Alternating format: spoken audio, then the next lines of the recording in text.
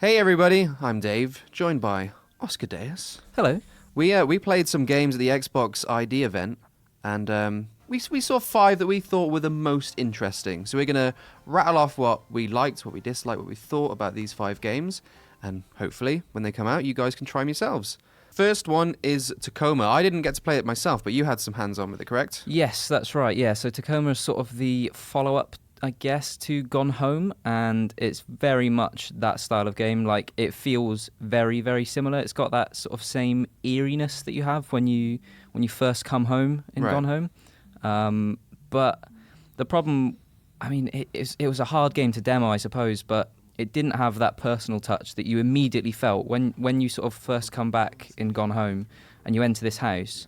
You sort of, even without knowing who this person is that you're playing or any of the people mentioned in, the notes that you find, it was immediately personal because you're coming back to a house, and you've got... It's something you can relate to. Yeah, exactly. Whereas this is sort of like a space station where it's very alien to us. And although it's got the same eeriness and the same sort of mood, I guess, to Gone Home, it didn't quite have that same personal touch. One thing I will say, like, pressing things in that game was really satisfying for some reason. Like, that sort of weird, inherent, like, primal satisfaction you have from pressing a button on a lift. That had that in spades. I have no idea why. But yeah, it looked promising, I guess, but I didn't quite click with it in the same way that I did with Gone Home, which I thought was amazing. And also, like, these audio logs, for some reason, you have to stay in the room that they're being played, so it sort of hinders your exploration because you have to stay where that audio log is, because it's not only an audio log, there's also these AR sort of, movies, I guess. Right. I did see you getting distracted during some of them, like pulling letters off walls and throwing like cans around, and there was obviously a moment where you were playing basketball, but I mean, I was watching you play, and I agree, it does seem like a hard game to demo, especially when it's so story-driven, and those demos really, they only give you a hint of that. But, like, from what you played, do you think you're going to play more of it when it comes out? I'll check it out when it comes out. Like I said, I think it is a hard thing to show off in a 10-minute demo, so it's sort of unfair to judge it, really. I'll need to play the whole thing before I can give an accurate representation of it. But yeah, promising, I would say. Well, from one extreme to like storytelling and relaxation to another extreme of like visceral satisfaction and violence, Ruiner. I thoroughly enjoyed Ruiner. As did I. It's I got the real cool. It's got like the DNA of Hotline Miami. Yep.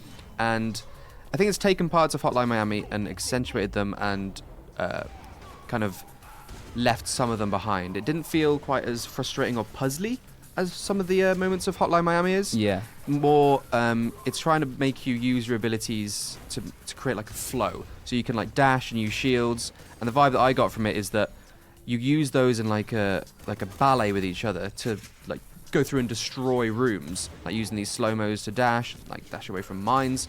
But it was such visceral satisfaction, but it still had the like a quite intense difficulty curve that Hotline Miami had. Yeah. That it was very, very tricky. Like, I struggled a lot when I first played it. The one thing I didn't like about it was actually it sort of piled on the sort of new mechanics and power-ups real quick. And I don't know whether that was just for the demo or whether that's going to be the same in the full game, but I really, really enjoyed the first level, for example, where you've just basically got a crowbar and you're going around battering folk.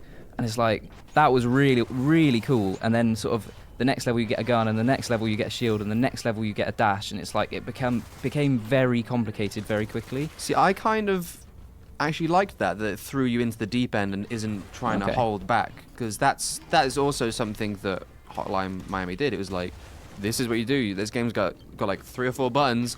Go and trash some levels.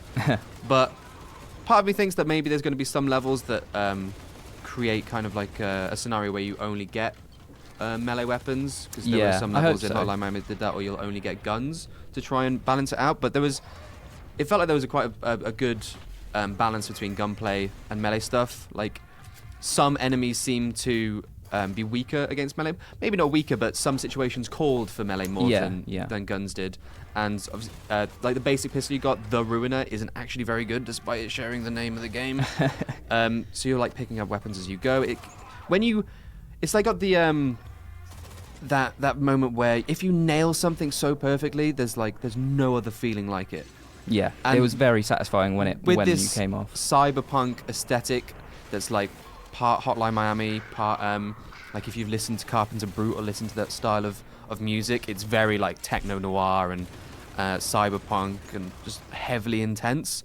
And when I played it, I came out of it and I was like, I'm knackered. Yeah, it was exhausting to play, wasn't it? That was an event, but at the same time, I just wanted to play more. Next game we looked at that was quite interesting was Sexy Brutale, which is also one of the greatest names ever. It's a pretty cool name, I'll give it that. I think it's got one of the most unique selling points. I hate this word, but it's very novel. Novel. It's very novel. Sounds so patronising, doesn't it? I fully like endorse it.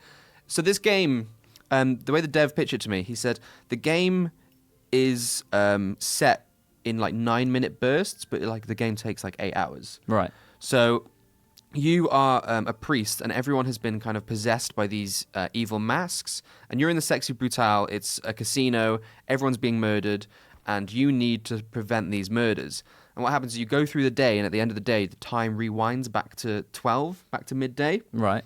So you learn things by going through your days again and again and again, kind of like Groundhog's Day style. And then when time goes back, you know what to do. You've unlocked some puzzles. You can get items. You save certain people and get their powers. Like we see here, the guy that you saw at the start got shot. So now the day's rewound, you can find the gun. And it says, okay, well, I can't really do anything with the gun. So you explore, take the game in, and work out, like, how do I prevent this shooting and alter this timeline? And we can see you're spying on him through the door. He's in a safe, and he will drop a blank. So you're kind of piecing together your own puzzle little bit after little bit.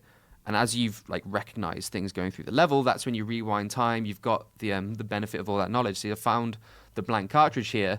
So you know how to affect the future by getting the gun that he was originally shot with, putting in a blank, and then changing the outcome. So in these 9-minute bursts, you explore like the entirety of the casino. You start saving more and more people. It's what we were told is that you can't save like everyone. Okay. In one go, or you need to kind of set in action a certain number of events where everyone gets saved and you break this curse. It's kind of like a chain reaction, right? Yeah. The dev said it's basically, although this demo was almost like a self-contained thing, the full game would be more like you have to solve one puzzle, which then saves another person, which then changes the outcome of another thing. And it snowballs. Like you see here, like he wasn't able to shoot him because he's got a blank. And then you get like an audio cue and you realize that time has been altered. It was an extremely interesting way to like tell a story and keep a game fresh, like especially when they've got that time constraint of just a few minutes, where you get to have that same. You're playing through the same hours in the game, the same 12 hours, but something different happens every time.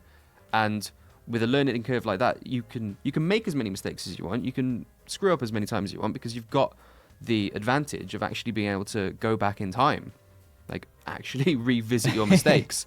It took me by surprise, but it's such a great idea, and it must have been a nightmare for them to execute. But they've managed. I don't know how they did it. They've managed to create this wonderful looking game, like a game that you're excited and interesting to be in, like an incredible gameplay concept.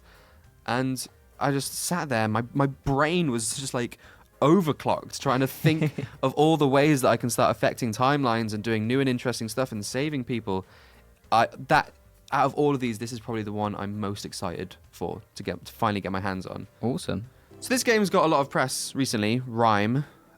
We played it, and I wasn't hugely impressed, unfortunately. Neither was I, Dave. I went in full of optimism, thinking, okay, like I've heard a lot about this game. Let's actually see what's going on. So you wake on an island. The game kind of just, we were dropped into the demo. It was like, okay, here's Rime. Go for it. It doesn't really tell you what to do, where to go.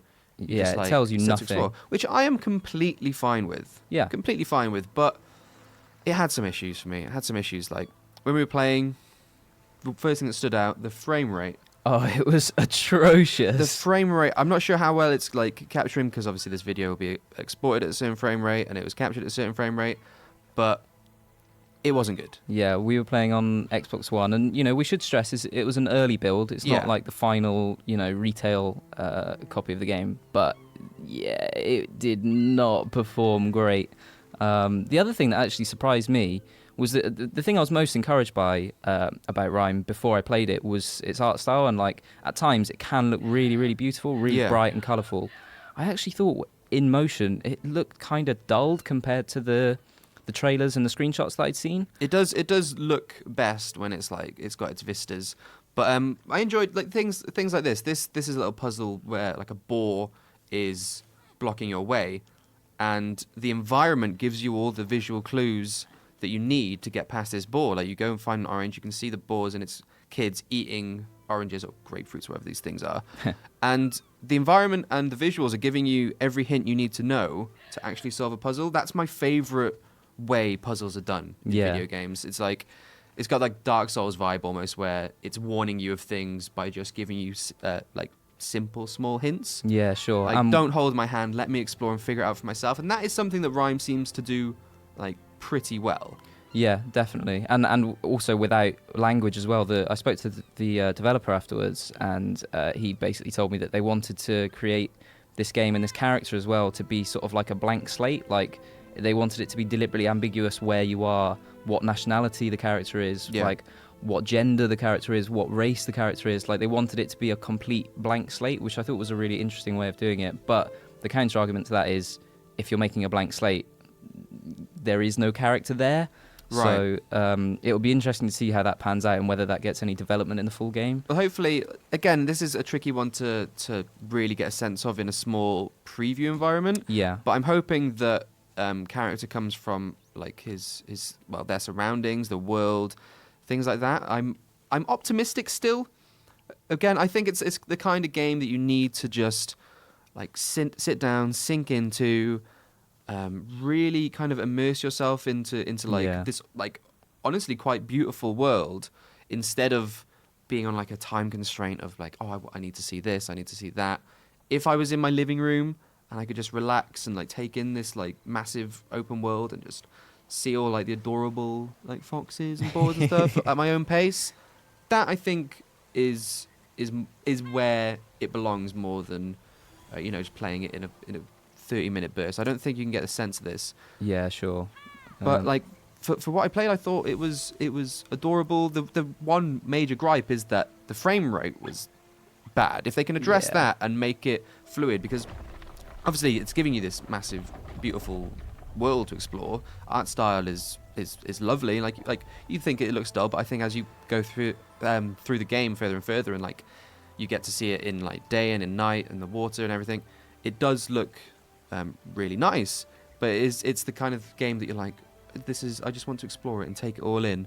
But when it's got frame rate issues like that kind of it reminds you're in a game, right? Yeah, it makes you it takes you out of the experience of being in this beautiful sort of vista with the sun setting and the ocean crashing against the cliffs. Taking it in at your own pace, and like I said, the frame rate and things like that just ruin your immersion. Yeah, and on a game that its backbone is visual storytelling and immersion, that's not exactly what we want. Yeah. Our final game, a charming little game called Snake Pass. It's Snake Pass, my dudes. We did a Let's Play on this last week. Let's Playing the same build that we played at the Xbox event. I'm a fan of this game. Yeah, I'm a big fan of this game. So you play as Noodle, a vegetarian snake, and you go through these puzzle levels, collecting orbs and keys to get onto the next level. It's just a simple. We said it like, is it a puzzle platformer? Because, platforming isn't the correct word because you're a snake and you're not exactly jumping. But you can, when we sat down and played, the dev said, okay, you need to think like a snake and play like a snake. Yeah, and that is absolutely true as well. Yeah, I was like, excuse me? You don't really realize what that means until you've got your hands on it, because you need to move the left the left stick, left and right, to actually gain traction as a snake. Like you actually need that momentum to slither, which I thought was really interesting. I thought that like would get quite annoying. Yeah, but it actually works really well, doesn't Yeah. it? And you've got to sort of like hook yourself around things to climb. Yeah, like here, like I'm about to fall off, and you're like, oh no, no, no. And you wrap yourself around it and like tighten your muscles to make sure you stay on. It was a great idea, and there's like little puzzle elements where you're underwater and you get to explore this world. We've been talking about it quite a lot. You're actually playing it for review right now. That's right, yeah. And having played a little bit more of it now, I think it can at times get a little bit frustrating. It's surprisingly quite tricky, this game. Like the later levels get real difficult, and like it's basically a test of your coordination in sort of wrapping your hands around the controller in the same way that a snake wraps itself around a hook or whatever. Yeah. And my coordination is not my strongest point, so I'm finding it quite tricky. But the art and the music and the music is beautiful. The music is amazing. And we really said before good. that it looks like Banjo-Kazooie / ukulele. It's got that kind of charming. But what I like style. about it is that it's aping that sort of art style and the mood, but it's really trying to do something new. Like the sort of mechanic of slithering is brand new. I've never seen a game like that before. No, absolutely. It's a puzzler, or a platformer like no other, really. But yeah, it's just whether it can get that difficulty curve right. Remains to be seen. Well, from what I played, I said this to you and I said it to the dev. It's got that in feel at least. It's got the same vibe that Trials gave me, only in the way that it's got the balance of difficulty and satisfaction right. Mm-hmm. So, again, with Trials, it's obviously a very different game, but the levels were tricky, but they were never unfair. They never made me angry or frustrated. Sure. Like even when I failed, it still made me want to play more. Yeah. I think half of it is because it was satisfying, and the other half of it was just that it was a really nice place to be. I think the key is making you feel like it's your fault and not the game's fault. Yeah. You're not succeeding. And I think that does it really well, because if you screw up wrapping yourself around a certain object, like that's on you. Yeah. But I mean, we've been playing it a lot. I'm looking forward to your review. When we'll be able to check it out? Well, stay tuned. Very, very soon. Well, if you enjoyed this video, make sure you hit the like button. Comment down below which game you found most interesting. I'd love to hear you guys' thoughts, especially if you've played any of the iterations of these yourself. Stay tuned for more videos like this. It's goodbye from me and goodbye from Oscar. Goodbye. And we'll see you next time.